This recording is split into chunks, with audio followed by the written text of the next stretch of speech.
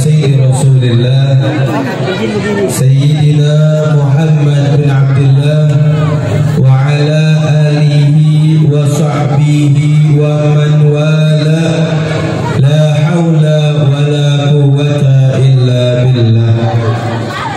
Amma ba'd, yang sama kita hormati, kita muliakan segenap para asatidah, para ustadzah, para tokoh masyarakat, para aparatur pemerintah, sipil maupun militer, terkhusus yang sama kita hormati wasilah saya bisa sampai ke masjid yang mulia ini, yaitu guru kita bersama Al-Ustaz Ayyub Al-Ansari, mata Allah bituli hayatihi syarifah. Kita doakan semoga guru kita Allah berikan sehat wal afiat, amin. Allah berikan panjang umur fi taatillah, amin ya rabbal alamin. Dan juga yang sama kita hormati Bapak Haji Mustafa dan juga Bapak Dewannya, Bapak Kadusnya, dan yang kita semua yang hadir pada kesempatan malam hari ini. Mudah-mudahan langkah kaki kita menuju ke majlis yang mulia ini dicatat oleh Allah sebagai amal soleh, amin, yang dilipat gandakan oleh Allah ila yaumil qiyamah, amin ya rabbal alamin. Hadirin yang dimuliakan oleh Allah Subhanahu wa ta'ala, betapa senangnya kita punya hati tatkala hati ini memiliki ta'alluq, memiliki ikatan dengan orang-orang yang soleh. Betapa beruntungnya hati ini jika memiliki ikatan dengan orang yang paling soleh, yaitu kekasihnya Allah, Habibullah, yang diciptakan dari cahayanya Allah, junjungan kita Nabi besar Muhammad sallallahu alaihi wa alihi wasallam. Bagaimana tidak senang hadirin, Nabi Muhammad ini adalah manusia al-insanul kamil, manusia yang sempurna.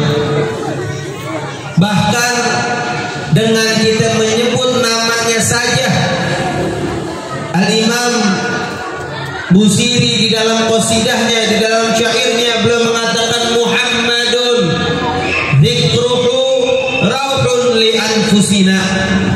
Kata Imam Al-Busiri, beliau mengatakan Muhammadun, dengan menyebutkan nama Muhammad, rauhun li anfusina, akan menenangkan kita punya jiwa, akan menenangkan kita punya hati.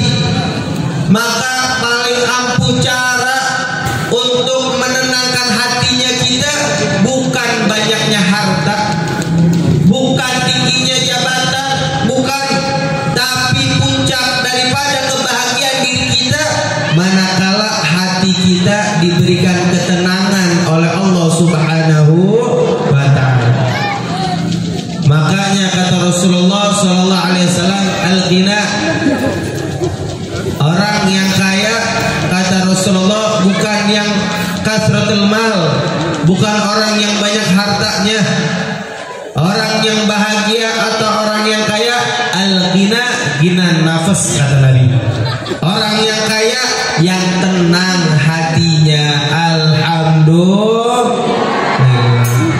Kita niat betul keluar dari rumah kita, datang ke ini masjid syuhada, niatnya di dalam hati kita untuk mengingat Rasulullah sallallahu alaihi wasallam, agar dimasukkan ke dalam hati kita ketenangan.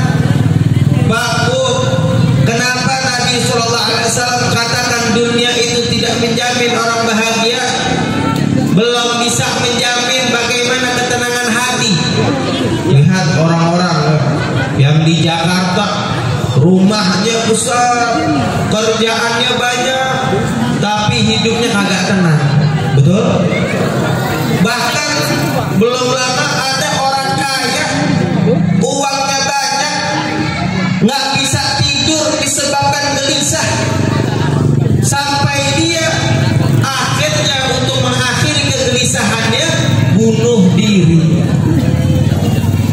Na'udzubillahi min. Bukan dia tidak banyak uang, banyak uangnya. Bukan rumahnya sempit, lega dia punya rumah. Bukan halamannya sedikit, besar dia punya halaman. Tapi hatinya tidak diberikan ketenangan oleh Allah Subhanahu wa taala. Maka hadirin yang dimuliakan oleh Allah, demi Allah, ketenangan hati tidak bisa dibuat-buat.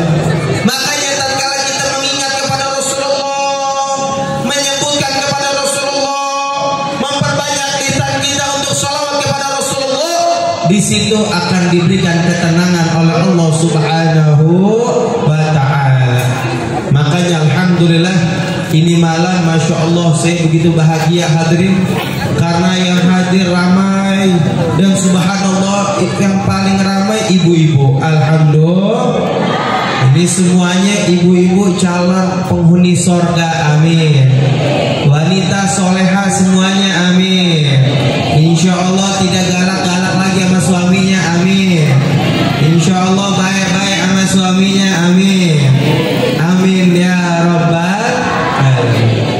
Makanya hadirin yang dimuliakan oleh Allah Subhanahu wa taala, peringatan acara Maulid ini tidak ada niat yang lain para ulama membangun majlis Maulid hadirin.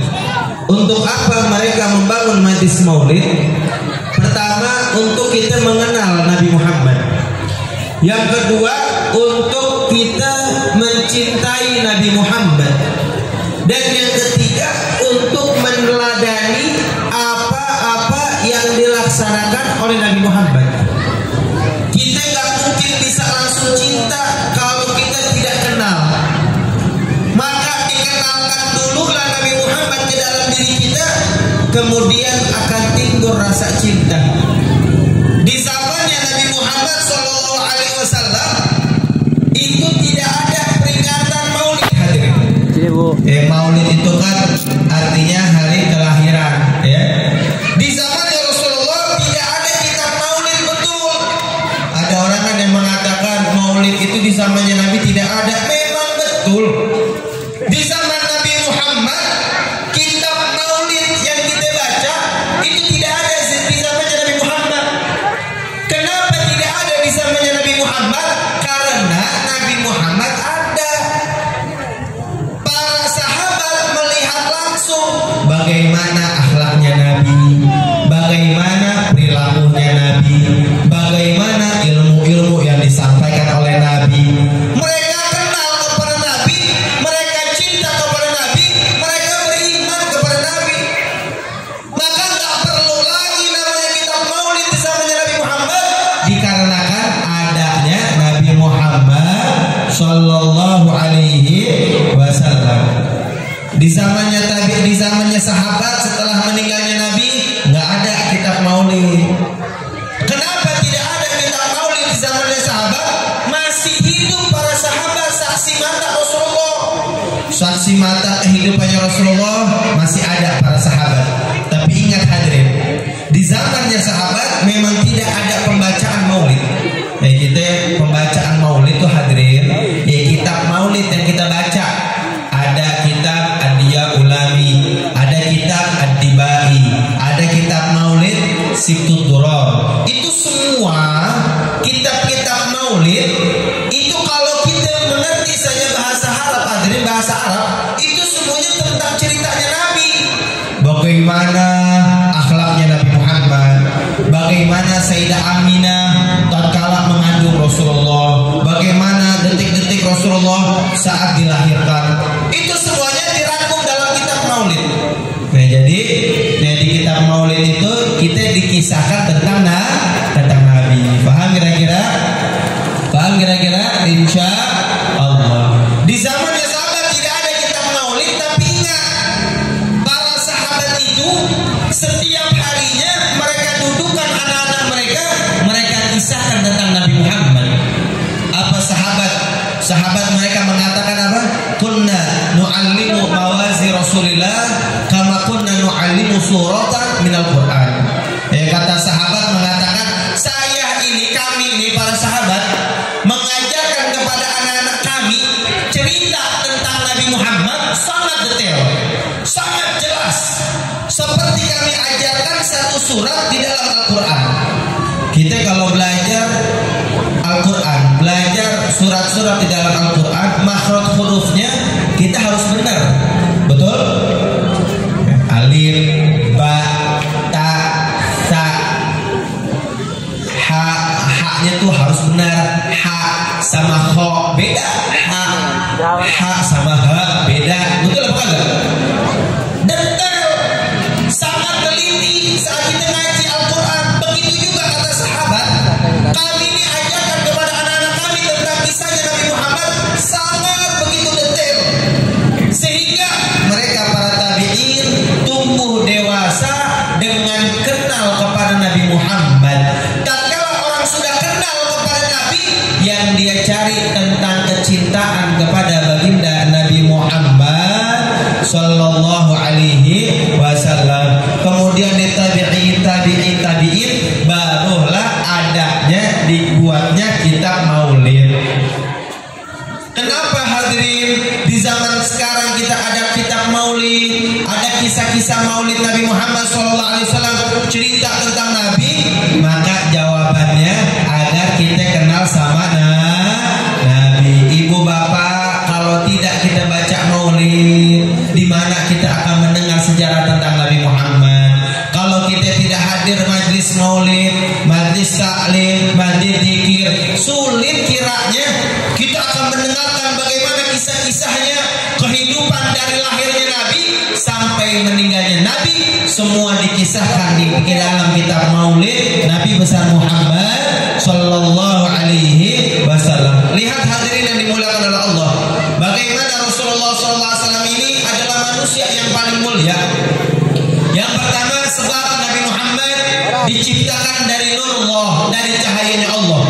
Belum ada dan tidak pernah ada dan tidak pernah mungkin ada yang diciptakan dari cahayanya Allah kecuali Nabi Muhammad.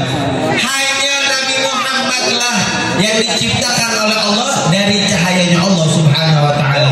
Kemudian hadirin, tatkala itu ayahnya Rasulullah adalah Sayyidina Abdullah menikah kepada Sayyidah Aminah radhiyallahu anha, seorang wanita yang solehah, seorang wanita yang paling beruntung di muka bumi ini karena melahirkan Rasulullah kekasihnya Allah.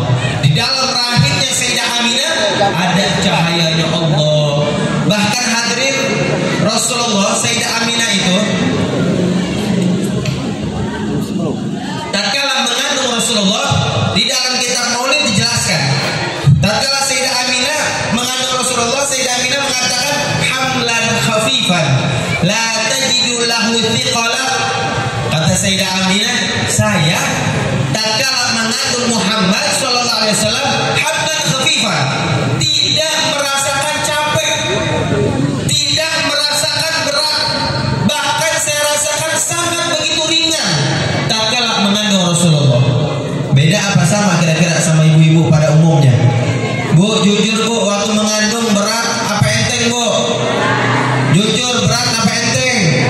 Berat. Berapa kilo dia di bawah-bawah itu? Nggak bisa diletakkan, nggak bisa ditaruh.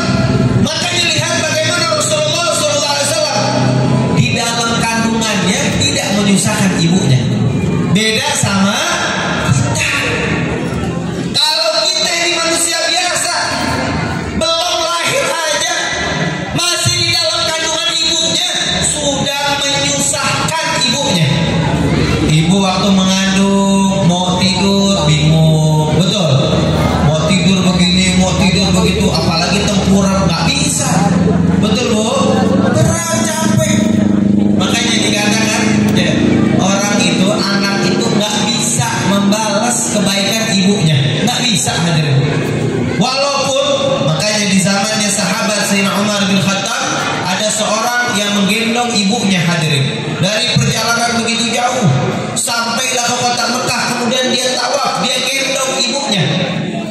Kemudian ini orang mengatakan, dia khalifah Rasulullah, wahai khalifahnya Rasulullah, saya telah menggendong ibu saya dari jarak yang jauh sampai saya datang ke Mekah, sampai saya tawaf.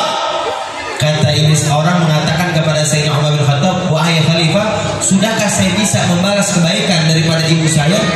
Ada kata Sayyidina Umar bin Khattab, perjalanan yang kau gendong itu ibu kamu begitu jauh sampai kamu ke Mekah, sampai ke Tawaf, itu tidak bisa membalas satu hembusan nafas ibu tatkala melahirkan kita. Kenapa tidak bisa dibalas? Karena kalau ibu tatkala melahirkan antara hidup dan mati. Kalau seorang anak menggendong ibunya dari perjalanan jauh, dia capek, dia bisa duduk, dia bisa minum.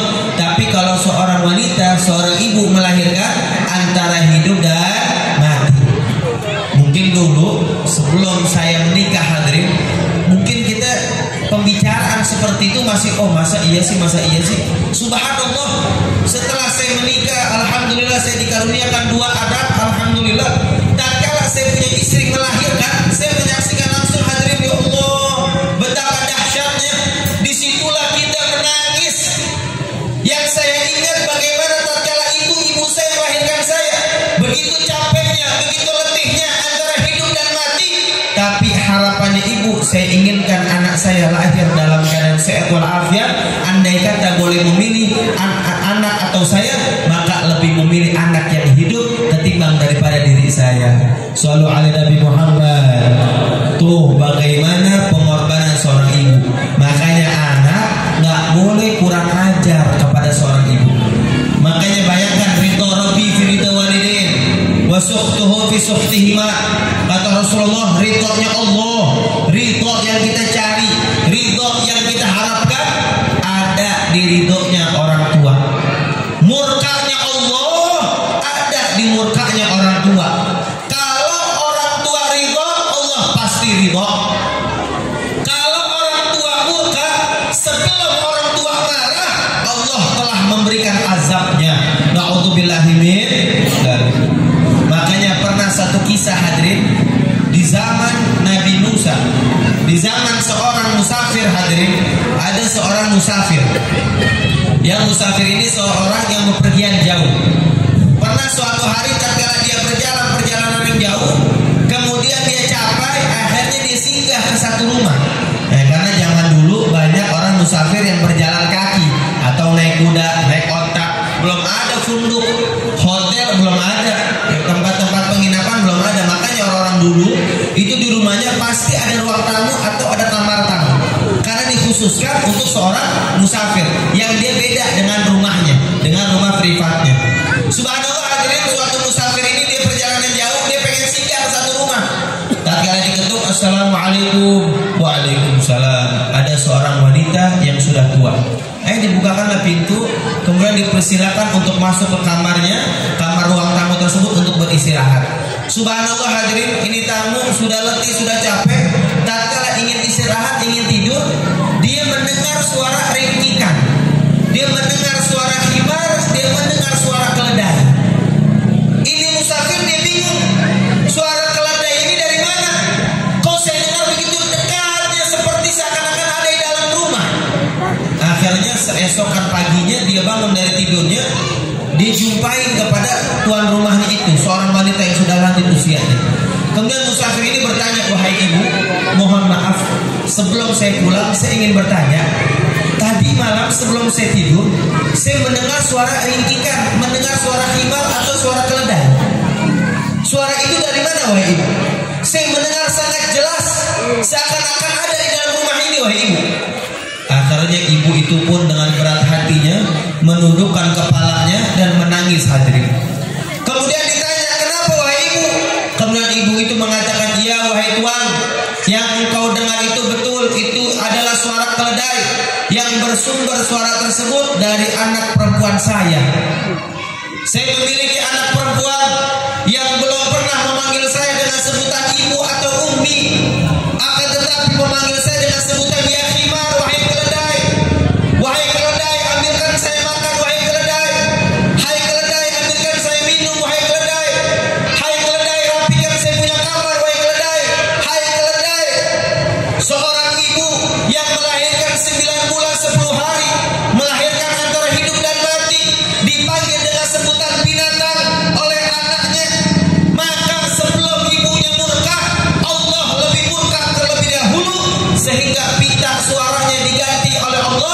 sebagai pita suara keledai. Na'udzubillahi min dzalik. Makanya hati-hati anak-anak muda zaman sekarang, hati-hati sama ibu, hati-hati sama orang tua. Mereka ini jimat kebahagiaan kita. Kalau hati mereka sudah tergores, maka celakalah hidup kita. Tapi kalau kita sudah bahagiakan ibu kita, bagaimanapun sulitnya kehidupan, kalau ibu kita sudah kita bahagiakan, insya Allah dunia dan akhirat kita akan selamat dan bahagia. Alhamdulillah. Lihat bagaimana seorang anak yang berbakti sama orang tuanya. Di zaman Nabi Musa, Nabi Musa bertanya kepada Allah, ya Allah, siapa temanku nanti di sorga ya Allah.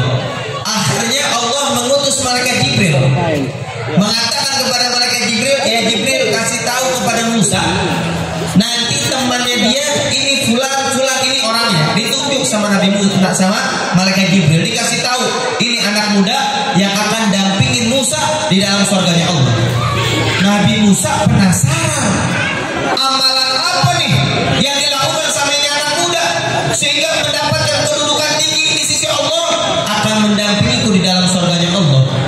Akhirnya dilihatin sama Nabi Musa, diperhatikan. Subhanallah hadirin, dilihat sama Nabi Musa. Ini seorang anak ini, dia masuk dalam rumahnya. Dia punya seorang ibu yang sudah lanjut usianya. Dia sulit makan, dia sulit bangun, dia sulit untuk minum.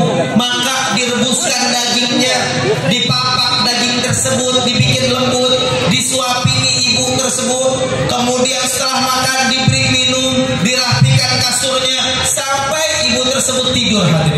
Subhanallah. Dan kala itu anak muda ini keluar dari rumahnya, langsung ditanya sama Nabi Musa, wahai anak muda, Allah Subhanahu wa taala menyatakan lewat malaikat Jibril, engkau akan mendampingiku di dalam surga. Amalan apa yang kamu laksanakan? Kata ini anak muda, tidak wahai Nabi Musa, saya tidak banyak amalan, saya biasa-biasa saja. Tapi ada satu hal, saya merawat saya punya ibu yang sedang sakit, tidak bisa bangun. Saya berikan makan, saya berikan minum. Tatkala itu, setelah saya berikan kebaikan semua kepada ibu saya berdoa kepada Allah. Apa doanya? Allahumma ij'alni ibni ma'a Musa fil jannah. Ya Allah, jadikanlah, kumpulkanlah anak aku dengan Nabi Musa di dalam surgamu ya Allah. Doanya ibu dikabulin oleh Allah Subhanahu. Doa ibu kepada anaknya seperti doanya Nabi kepada umatnya, nggak mungkin ditolak. Makanya Pak Bu, khususnya ibu, itu kalau mendoakan anak, doa yang baik. Kalau anak tersebut rada aktif, jangan dikatakan oh ini anak-anak bandel, jangan. Dimaklumin anak-anak yang semacam ini, mereka masih mencari tahu. Tidak apa-apa kalau anak-anaknya begini, jalan tengah kita, nggak apa-apa, jangan diomelin. Kalau bapaknya di jalan kayak begini nih, jangan kalau bapak, betul. Kalau anak-anak nggak apa-apa hadirin. Kalau anak bandel nih, kalau anak super aktif, jangan kita omelin dengan perkataan yang buruk, jangan. Oh anak setan nih, jangan. Kalau anaknya setan, orang tuanya setan tuh.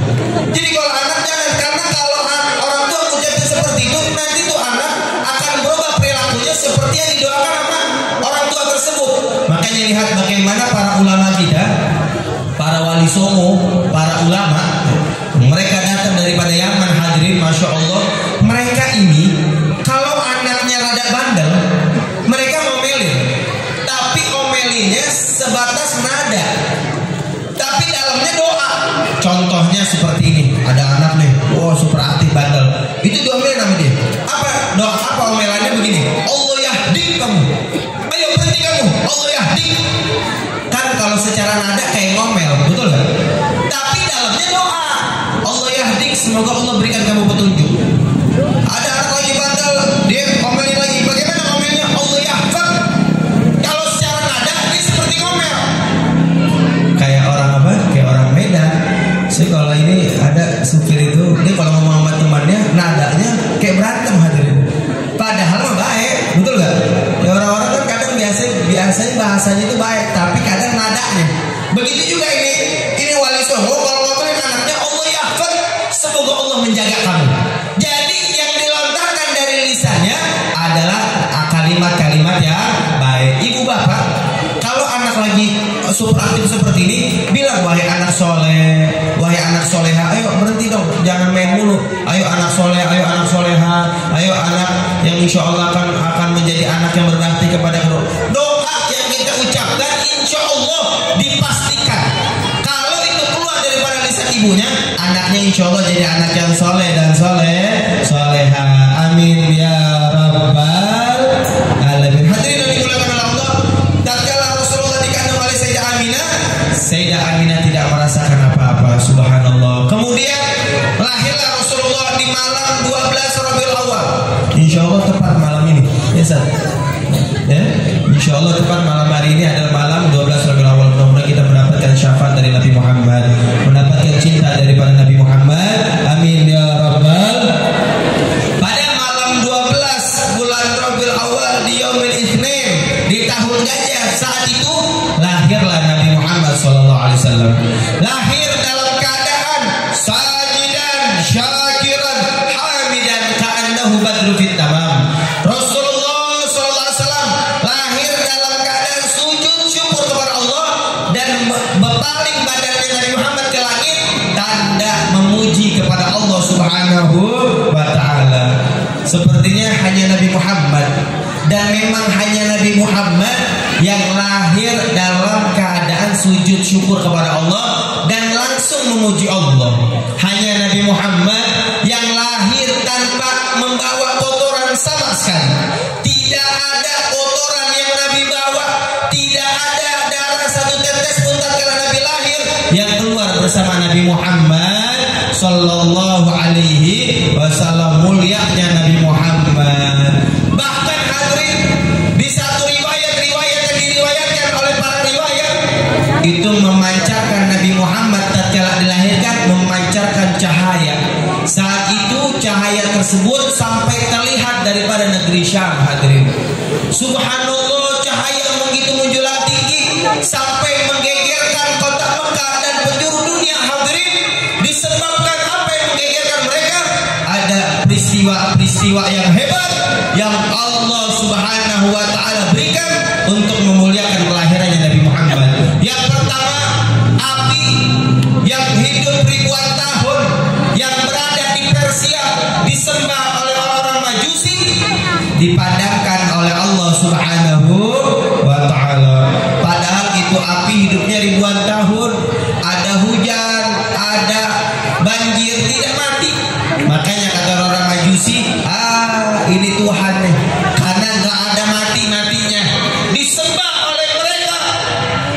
Api tersebut disebabkan hidup ribuan tahun, tapi di malam kelahirannya Rasulullah, api tersebut dipadamkan oleh Allah karena untuk menyambut kelahirannya baginda Nabi Muhammad sallallahu alaihi wasallam. Berhala-berhala, patung-patung yang disembah oleh orang-orang musyrikin dihancurkan sama Allah. Padahal patung tersebut itu pondasinya sangat dalam ke bawah. Seakan-akan untuk kena goncangan yang hebat gak bakalan runtuh. Tapi di malam kelahirannya Rasulullah, apa daya patung tersebut diruntuhkan oleh Allah untuk memuliakan kelahirannya baginda Nabi Muhammad sallallahu alaihi wasallam. Lihat hadirin, Allah menyambutnya, Allah memeriahkannya dari malam kelahirannya Rasulullah. Bahkan tidak luput kepada para malaikat. Malaikat diperintahkan oleh Allah untuk mereka berbaris dalam keadaan berzikir kepada Allah untuk menyambut kelahirannya Rasulullah. Makanya kita kalau baca maulid ada namanya mahalul qiyam. Kayak tadi ini tim-tim hadroh yang soleha semuanya, masya Allah, suaranya bagus, ya, pukulannya pas, semangatnya alhamdulillah. Tadi kita disuruh mahalul qiyam. Untuk apa kita mahalul qiyam? Kita berdiri itu hadirin. Makanya kitab maulid itu, kita ngadakan acara maulid itu ada dalil-dalilnya hadirin. Para ulama nggak sembarangan. Kenapa kita berdiri di pembacaan maulid? Karena tafaulan bil malaika. Karena kita ngikutin para malaikat. Malaikat tatkala malam lahirnya Rasulullah, mereka berdiri dengan mengucapkan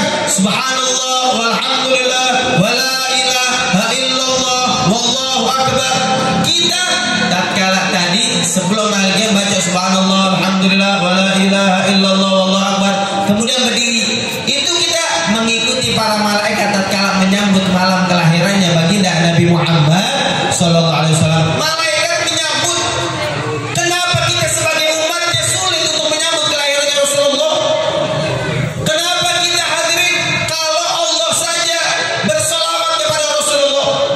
Allah yang menciptakan Nabi, yang menciptakan kita dunia beserta isinya, menyatakan dalam Al-Qur'an-Nya Allah berfirman, innallaha wa malaikatahu yusalluna 'alan nabi ya ayyuhalladzina amanu sallu 'alaihi wa sallimu taslima. Allah jelas ayat tersebut hadirin. Innallaha sesungguhnya Allah wa malaikatahu dan para malaikatnya yusalluna 'alan nabi senantiasa terus menerus bersolawat kepada Rasulullah. Makanya dulu di Jawa Timur di Bangil hadirin ada seorang bertanya kepada kiai, kiai, Allah itu sedang apa? Allah itu sedang apa?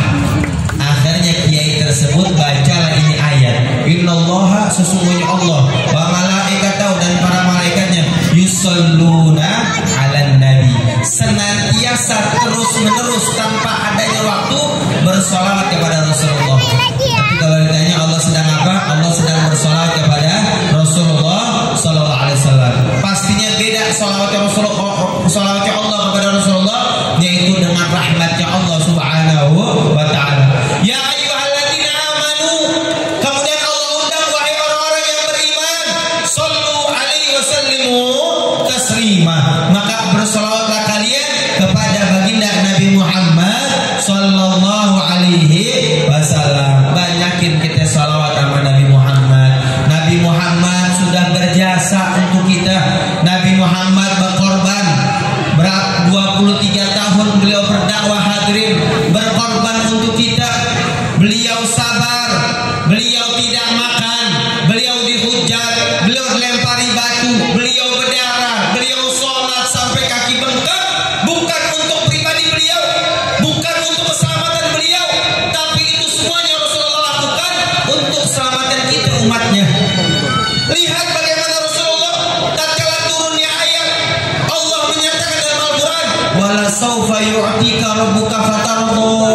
Ya Muhammad, apa permintaan engkau sehingga dengan permintaan itu engkau ridho, engkau senang, engkau bahagia wahai Muhammad? Nabi diminta oleh Allah, apa permintaannya? Yang kamu dengan permintaan tersebut puas, minta ridho. Nabi Muhammad tidak meminta yang lain. Nabi Muhammad tidak meminta keselamatan untuk dirinya, tidak. Kata Nabi Muhammad di dalam hadis ya Rasulullah bersabda, demi Allah, ya Allah, saya tidak ridho satupun dari umatku berada di dalam neraka jahanam. Ini keinginannya Nabi, ini cita-citanya Nabi. Makanya Nabi Muhammad SAW bersabda di dalam hadis yang lainnya, kullu ummati yadkhuluna jannah illa man aba. Kata Nabi Muhammad, semua umatku masuk surga. Amin. Ini mau gak bu masuk surga bu? Ini yang amin cuma 5 orang ini. Kata Nabi Muhammad, semua umatku masuk surga. Amin. Amin ya Rabbal illa man aba, kata Rasulullah, kecuali yang kagak mau. Kemudian sahabat heran, ya Allah, ya Rasulullah, ada orang yang kagak mau masuk surga, ada orang yang menolak masuk surga, yang tidak mau masuk surga. Siapa itu ya Rasulullah? Wa man ya'ba ya Rasulullah, siapa yang tidak mau masuk surga ya Rasulullah? Kemudian kata Rasulullah, man ata'ani dakhala jannah, siapa orang yang taat kepada aku dia pengen masuk surga. Wa man asani faqad aba, dan siapa yang tidak mengikuti aku kata Rasulullah, sesungguhnya dia belum mau masuk surga.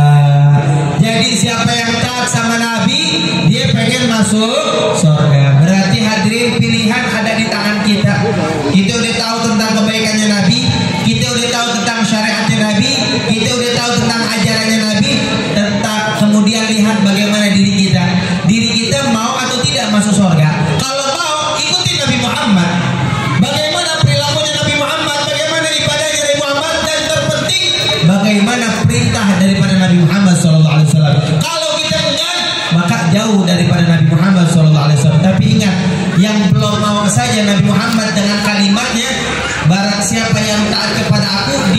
masuk surga.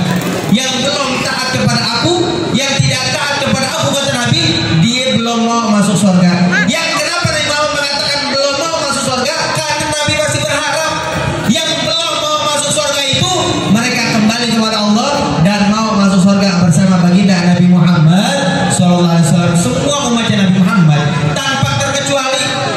Yang penting hadirin semuanya di kita, mereka pun yang mungkin pada malam hari ini bermaksiat kepada Allah, di tempat-tempat maksiat kepada Allah, yang pada malam hari ini lalai kepada Allah, yang malam hari ini lalai kepada Nabi Muhammad. Mereka pun umatnya Nabi Muhammad, mereka pun dicintai oleh Nabi Muhammad.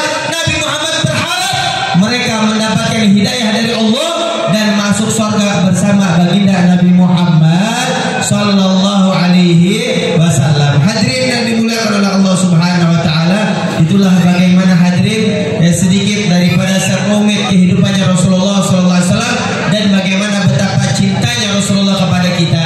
Tinggal bagaimana kita balas kecintaan Rasulullah sallallahu alaihi wasallam. Memperbanyaklah kita sholawat kepada Rasulullah. Ibu bapak sedang ada keinginan pengen punya rumah, pengen punya mobil, pengen punya kereta. Kalau di sini kereta itu sepeda motor. Makanya saya pertama kali kaget juga. Oh, di depan ada kereta. Saya kira mana kereta ini?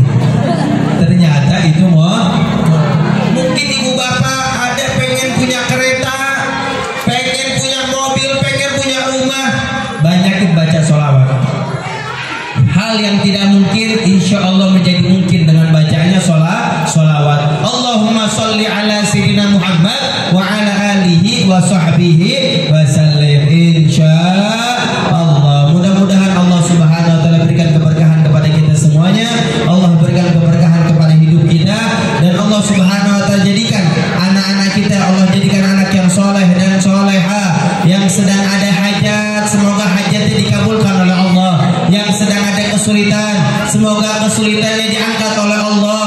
Rumah tangganya dijadikan rumah tangga yang sakinah, mawaddah warahmah. Yang belum menikah semoga cepat jodohnya, amin. Yang sudah menikah belum memiliki keturunan, semoga memiliki keturunan dengan cepat, amin. Yang sudah memiliki keturunan, semoga Allah jadikan anak yang soleh dan soleha ala hadiniyah. Dan juga yang sedang kurang sehat, keluarga kita, orang tua kita yang sedang sakit, tetangga kita, semoga Allah angkat penyakitnya, Allah sehatkan badannya, Allah panjangkan usianya dalam keadaan sehat taat ibadah kepada Allah ala hadiniyah wa ala kulli niyatin salihah jami'ah syamilah khairi dunya wal akhirah wa ila hadratin Nabi Muhammadin sallallahu alaihi wasallam bisirril Fatihah.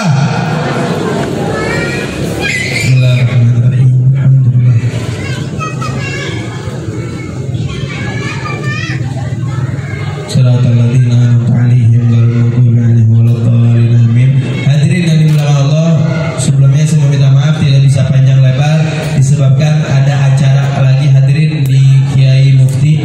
Insyaallah kami akan hadir ke sana dan doakan besok siang kami akan kembali ke Bogor. Doakan biar selamat di perjalanan, Allah memberikan keberkahan. Insyaallah biar panjang umur kita bisa silaturahmi lagi insyaallah. Sebelum saya akhiri, saya memberikan satu hadiah kepada antum semuanya, amalan yang insya Allah antum ingat ini amalan sehingga antum ingat saya insya Allah. Ini amalan saya dapatkan dari guru saya Kiai Nawawi yang beliau belajar kepada Sayyid Muhammad bin Ali Al-Maliki. Ini bacaan doanya pendek. Saya yakin semua yang hadir hafal ini doa. Baca doa ini satu kali setiap habis sholat 5 waktu. Apa doanya? Rabbana hablana min azwajina wa dzurriyyatina qurratal a'yun waj'alna lil muttaqina. Nah, baca itu doa selepas habis sholat satu kali. Ini ijazah, antum laksanakan. Apa manfaatnya? Insya Allah yang belum mendapatkan jodoh dengan doa itu insya Allah cepat jodohnya, amin. Ini yang amin bapak-bapak nih. Gimana ini bapak-bapak ini? Insya Allah yang belum dapat jodoh baca doa itu insya Allah dapat jodoh, amin. Yang kedua, dia udah dapat jodoh, udah lama belum dikasih keturunan, baca doa ini ini hadirin, tetap baca doa ini, insya Allah cepat mendapatkan keturunan. Kemudian udah memiliki anak, pengen anaknya jadi anak yang soleh dan soleh setelah mereka didik dengan ilmu agama, maka doa ini tetap dibaca, insya Allah